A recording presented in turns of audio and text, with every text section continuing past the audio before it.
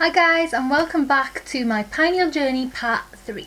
If you haven't seen part 1 and part 2, you probably won't know my story, but basically I had a pineal tumour. They couldn't operate in this country because it was too dangerous, so loads of amazing people fundraised, and in the end I got to Australia. I'll leave the links for part 1 and part 2 down below in case you want to watch them. This is part 3 and this is all about my surgery and recovery. So we'd been originally fundraising to go and see Dr Shahinian in America to get it removed, but that came with a big price tag of £120,000, and that was just for surgery. That wasn't for travel, hotels, anything. So it was a big goal. It was a massive goal, and although there were quite a few doctors that were able to do it in their country, some of them wouldn't accept overseas patients, which was the case for Dr Teo, until one day my mum found an article on the Pineal group saying that Dr Teo was now going to be accepting overseas patients. I'd spoken to some people who had surgery with him before, and it had cost them 100,000 Australian dollars, which is $50,000 in the UK.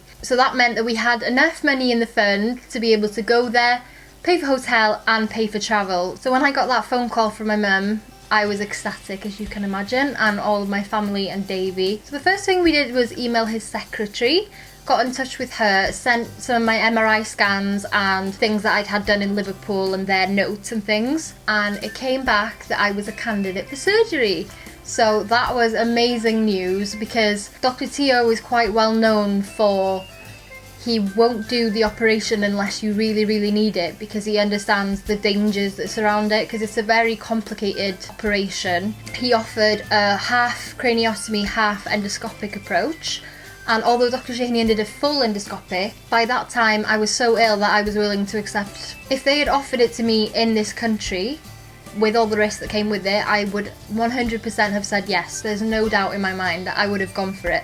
Because I wish I'd have made more videos while I was sick, because it's hard to believe what my daily routine was, because it was literally been awake all night for 5 days, in bed, watching Kardashians, as usual, taking my medication every 3 hours and sleeping. Well, I was either sleeping all the time or awake all the time. Sometimes I'd be awake for 5 days and then sleep for 2. It was ridiculous, my sleeping patterns, and nothing would get them normal. But unfortunately, that's a symptom that most of us do suffer with pineal tumours. So after that, me, Davey, my mum and my 9 had a meeting in my house, and we were so excited. I showed him the emails. Sorry, if you haven't watched the other 2 videos, Davey is the chairman of the fund, the loveliest guy that you will ever meet. So selfless, does everything for anyone, and always puts others first. So we love you, Davey. We showed him the emails, we had a look at some accommodation, we had a look at flights, and very soon everything was coming together so fast. I think I found out that he offered the operation in May, and I got a date from them to fly over and have my consultation on the 23rd of June. When it was time to go, it was me going, my mum and my boyfriend. We left on the 17th of June from Manchester, a 7-hour flight to Abu Dhabi, a stop off in Abu Dhabi for a few hours, and then a 17-hour flight from Manchester. No. And then a 17-hour flight from and then a 17-hour flight from Abu Dhabi to Australia. Once we got there, we were really jet lagged for a few days, and then after that we went and got everything ready for my surgery. We had to get a certain type of pillow from Target, because I had to lie at a 45 degrees, I think it's 45 degrees. Because I had to lie at a 45-degree angle afterwards. We bought some more sunglasses, because even though my eyes were bad the whole way through, they did tell me that I was going to be much worse after the operation, like really sensitive. And what else did we buy? We bought earplugs too, which was really needed. Oh, and baby shampoo, because I wasn't allowed to wash my hair with normal shampoo for, I think, 6 weeks? I'm not sure. So by the time we'd settled in and things, the 23rd was my consultation date, the day before surgery. I met Dr Teo for the first time. He was very straight to the point, very... I'm not really sure how to describe him. He was nice, but he was very straight to the point, abrupt. Made a few comments, but at the end of the day, he's not there to be my friend, to have a small chat. He's there to prepare me and give me the go-ahead for surgery. Everything went good, and we just had to go to the hotel and have a good sleep before surgery, because we were going in at, I think, I think I was going into theatre at 6 a.m. Was I? Maybe. I remember waiting in the waiting area, and my mum and my boyfriend were just like, how are you not scared? How are you not terrified? We're terrified. I think they were a lot more emotional than I was, definitely. I was smiling, I was ready for it, I was excited, and people thought I was crazy. But it's hard to describe what you're like in this situation. Looking back at my illness, I was completely fine the whole way through it. I wasn't scared. Even though I had a year, I don't think I ever really took it in. But when I sit back and think, if it was my sister going through it, I would be an emotional wreck. I don't feel sorry for myself. I feel more sorry over the people around me, like my family and friends, because I would hate for it to happen to them. I would be crying all the time. I wouldn't know what to do with myself. So I think it's amazing that they showed so much courage and strength and were just telling me that it was going to be okay. Even though I didn't need it because I didn't really care. But it meant a lot to me that they were, you know, strong around me. They didn't cry around me. My mum obviously went home and cried most of the time after seeing me. But yeah, I was completely fine. I was ready for it. I just wanted to get it over with. So they prepped me for theatre, put the gown on, put the tights on and all that. And I was excited. My mum was crying. My boyfriend, he never shows emotion, so I'm sure he was probably upset on the inside. But just before I went in, I had given everyone a note because they were really scared because of the dangers of the operation, that I wasn't going to make it out alive. So I decided that I'd write them a message just saying in the message that I was going to be okay and that I would come out of it fine and things. But my mum told me actually that she didn't read hers until I came out and I was fine because she thought it was a goodbye letter. So, but I just wanted to assure them that I'd be okay. I was strong until just before they wheeled me into the theatre place, because even though my mum would be crying around me the whole time, I wasn't upset. But when I was going through the doors and she was thinking, what if this is the last time I'm ever going to see her alive, she broke down in tears, and that was the only time that I got emotional. I started crying a little bit. They took me through. The guy that did the anaesthetic took so long to come. He was meant to be in there by the time that I'd got in there, but he didn't arrive until about half an hour, 40 minutes later. And the whole time I was terrified because before I got sick, I had a massive phobia of needles. Literally, I'd have to have 4 nurses holding me down and a teacher singing High School Musical holding my hand. So I was not good with them. And my mum had told me that when you have anaesthetic, they put it in through here. And I was kind of terrified for that because she said it was really painful and it was the worst one she's had. So I was not looking forward to it. By the time he got there, I was so nervous. I remember holding the other guy's hand, the doctor or the nurse, whoever he was. He put it in and I remember the last thing I said was, oh, that didn't hurt. That didn't hurt as much as she said she would. And then I was gone, out for the count. My operation was meant to be 4 hours, I think. It took 6 hours because of all the veins and structures it was entwined in. I didn't expect it to be so entwined in there, but everything went great. I remember waking up still in theatre with all the nurses around me, and I remember asking where my mum was, and then I blacked out again. And then I remember waking up in intensive care then. I actually can't remember how I felt. I had a headache. Well, you know, I've just had brain surgery, of course I'm going to have a headache. But my eyes were in mega pain. I didn't feel pain like it. And the first thing that I said when I came out of theatre was, is my eye okay? Because through my whole illness, my eye was kind of like this. So it was drooped down for a whole year. And the first thing I said to them, is my eye okay? And they said, yeah, it's better. And I said, please can you give me a mirror? So I think they got a phone or something and showed it to me. And my eye had lifted so much. It's still not perfect, but I've always had a lazy eye anyway. I was so ecstatic because even though it sounds vain, but I don't mean it to be that way. It's just the eye caused me a lot of problems. I was really going from a normal, healthy girl to being in a wheelchair with a droopy eye and put 4 stone in weight on for no reason was a really big knock in my confidence. So I was really pleased that my eye had lifted up. And I remember my mum telling me, she heard me from outside. She was like, that's my daughter, she's woken up, where is she? And my boyfriend was like, no Claire, she's not, she's still in there, like calm down. And my mum was going crazy saying, no, I can hear her, she's there. And the doctors were thinking she was crazy. And my boyfriend was trying to calm her down saying, Claire, no, she's not there.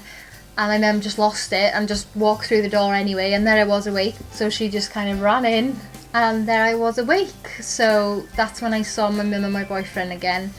I can't really remember it.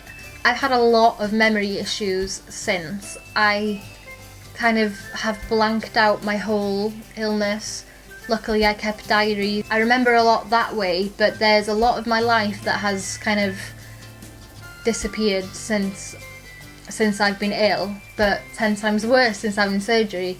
So there's a lot of things that I wish I remembered that I don't, but that's something really small to have compared to being sick in bed all day, not able to live my life, but it is frustrating. My surgery went amazing, everything was great. It was a lot worse than they expected, which is why it took a little longer, but everything went good. I was really high on whatever drugs they gave me.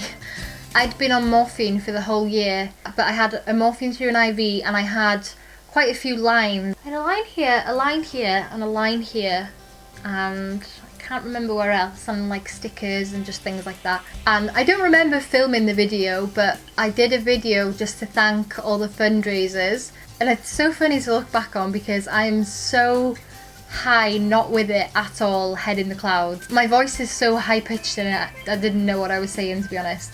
So I'll put the video in here. Hi guys, I just had my surgery yesterday morning, and I'm still in a little bit of a daze. It's the following morning here now in Sydney, and I am just being transferred from intensive care to the neurological ward, and I can get all this out, which I'm really excited about, and then hopefully I can get to go home to the hotel. Thank you everyone for your lovely words of support and messages. As you can imagine, I haven't had a chance to see any of them yet, but my mum's read quite a few to me, and lovely article in the Daily Post as well, so thank you for that. And thank you very much Davey for your kind words.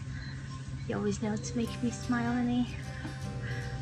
Really excited to see all my family and friends and everyone that's helped me along the way, and I'm excited to read all your posts and come home and hopefully see you all in the festival. Thank you very much. Bye.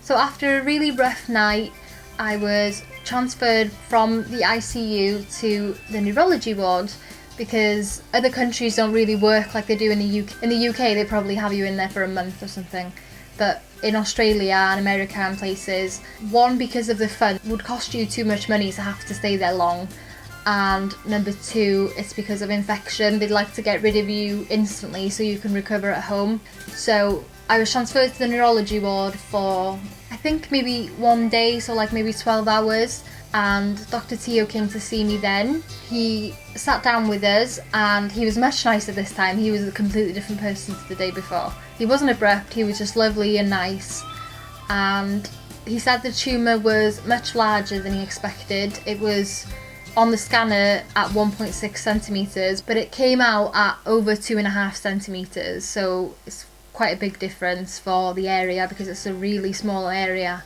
in the middle of your brain.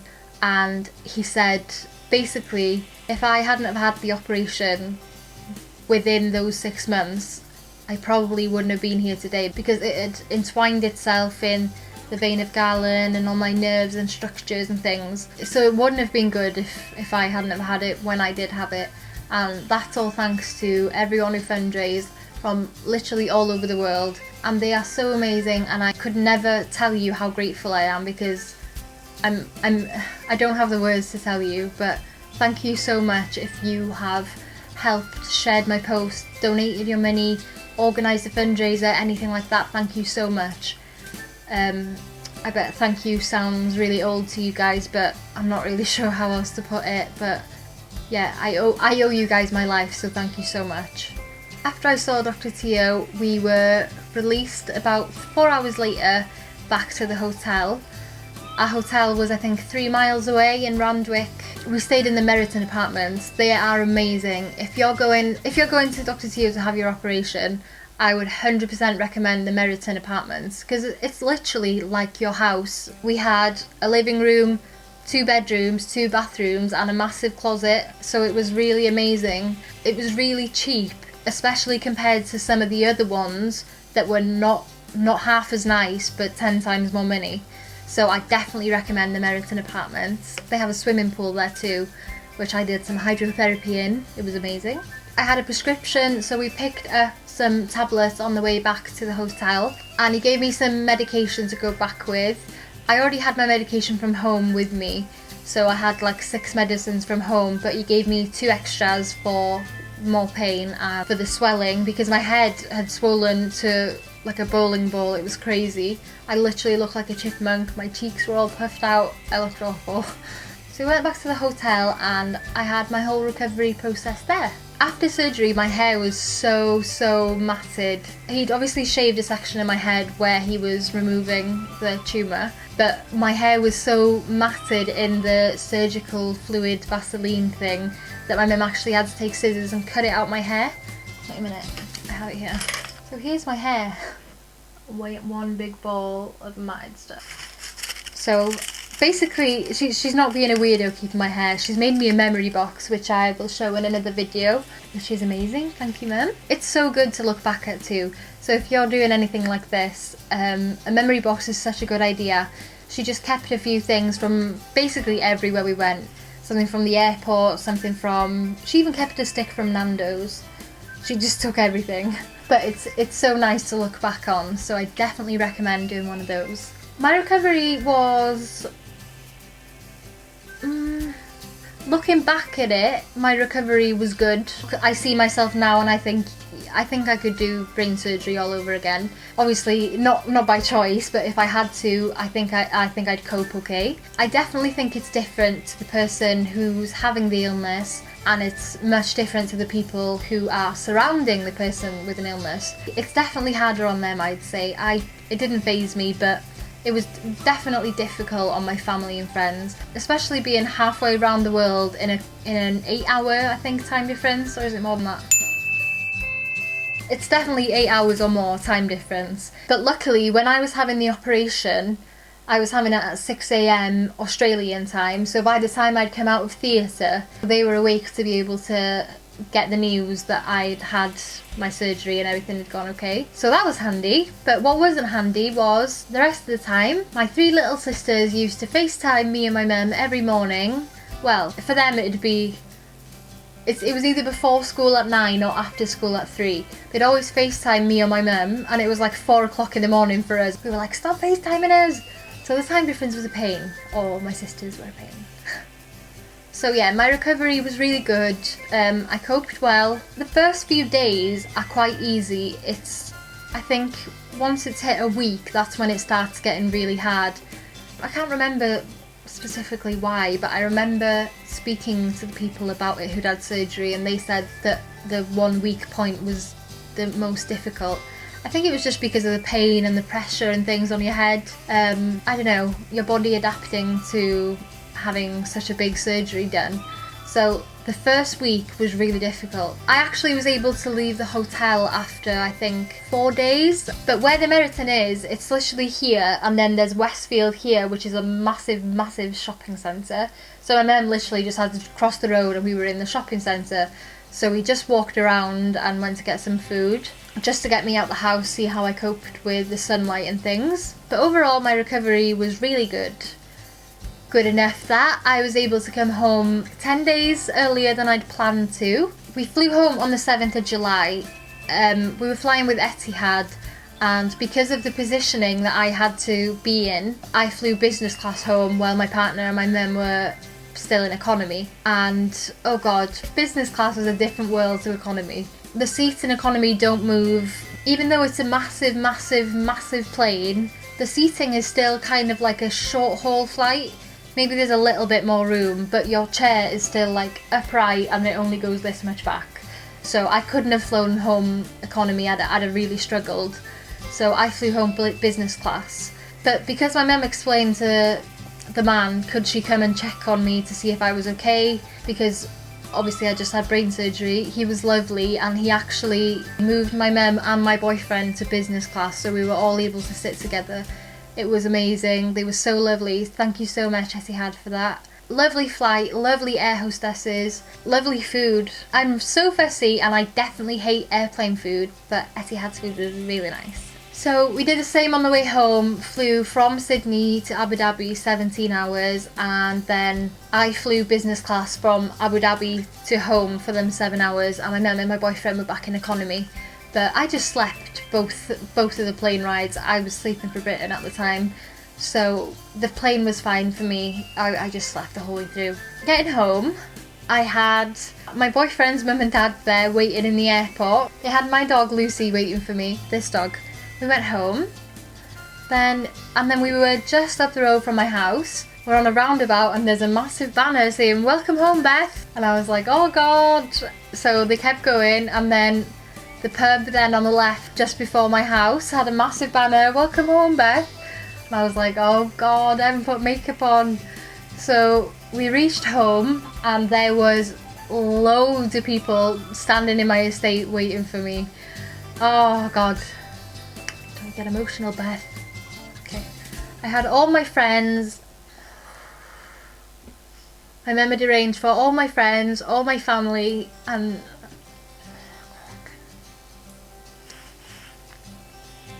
my mum had arranged all my friends, all my family, and everyone I love to be in my house waiting for me. Oh!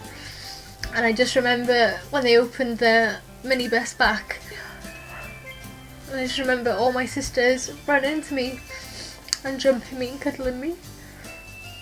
And we were all crying like I am now. Oh, and then I got out and my innards hide there, and we had a hug, and someone took a picture of it, and it was a really nice picture. I love it. And then I worked my way around all my friends and family, and it was the best surprise ever. Why am I getting emotional? It was amazing. So if you're watching this, thank you so much for coming to greet me. It was amazing. I love seeing everyone, especially after being away. It's not just like being away on a holiday. It's, you know, a lot of people were nervous that I wouldn't come back. So it was amazing to see everyone and all their support, and bless everyone bought me flowers and cards and things, which is amazing. Thank you. My recovery from there, oh god, Beth, stop it. Pull yourself together, woman.